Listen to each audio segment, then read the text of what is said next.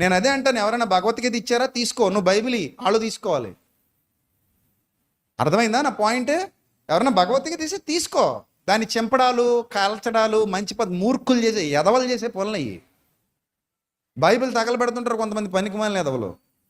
ఇలా అంటున్నానని చెప్పి వాళ్ళు బాధపడాలి. బాధపడకూడదు అంటలా, బాధపడాలి అంటున్నాను. తప్పది. నువ్వు భగవద్గీత నేను తీసుకుంటా, నేను చదువుతాను, నాకు నచ్చితే స్వీకరిస్తాను, నచ్చలేదని పక్కన పెట్టేస్తాను. అలాగే నేను బైబిల్ ఇస్తే నువ్వు తీసుకో, చదువు, నచ్చితే, నచ్చకపోతే పక్కన పెట్టేయి, లేదా ఎవరికైనా ఇచ్చేయి. ఏమైనా నాకు ఒక ఆయన బైబిల్ ఇచ్చాడు, నాకు ఈ చదవడం ఇష్టం లేదు, నువ్వు తీసేసుకొని ఇచ్చేయి. దాన్ని తగలబెట్టడం మూర్ఖత్వం అంటారు, దాన్ని మంచి పని కాదు, భారతీయుల లక్షణం కాదు అది. మన భారతదేశ రాజ్యాంగం పరమత సహనాన్ని నేర్పించింది. ఇందులో నా విశ్వాసం నాది, నీ విశ్వాసం నీది, అనగా ఇతర విశ్వాసాలకు చెందిన వ్యక్తులతో చెప్తున్నాను. కాబట్టి నీ పని నీది, నా పని నాది. నేను నిన్ను గౌరవిస్తున్నా, నువ్వు నన్ను గౌరవించు. ఒకరి మీద ఒకరికి ప్రేమ ఉంటుంది, భారతీయులుగా కలిసిమెలిసి ఉందాం, అంతవరకే. నేను నిన్ను తప్పుపట్టను, నువ్వు నన్ను తప్పుపట్టొద్దు.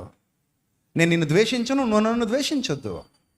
నా మార్గంలో నేను వెళ్తాను, నీ మార్గంలో నువ్వు వెళ్ళి. అయినా ఒక మాట చెప్తాను, మీరు అందరూ జాగ్రత్తగా వినండి. మన పరలోకపు తండ్రికే ద్వేషం లేదు. మంచివారి మీద చెడ్డవారి మీద సూర్యుని ఉదయింపజేస్తున్నాడు, వర్షం కురిపిస్తున్నాడు.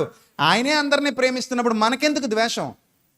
ఆయనే అందరికీ అన్నం పెడుతున్నప్పుడు మనం ఎందుకు అన్నదానానికి ఇవ్వనని చెప్పడం?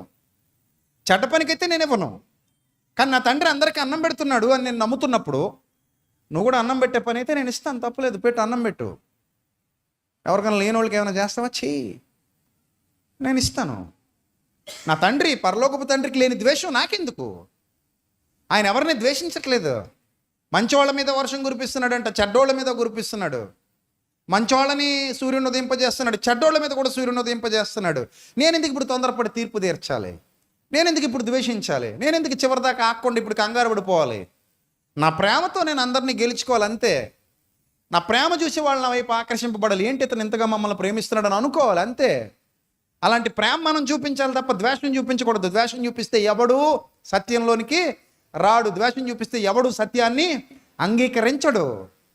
మనం ద్వేషం చూపించడానికి లేవు ఇక్కడ, ప్రేమ చూపించడానికి ఉన్నాం. ఇక్కడ హిందూ అయినా, ముస్లిం అయినా, క్రిస్టియన్ అయినా, ఇంకొకరైనా, జైన మతం అయినా, బౌద్ధ మతం అయినా, ముందు నాకు భారతీయుడిగా కనబడతాడు. నా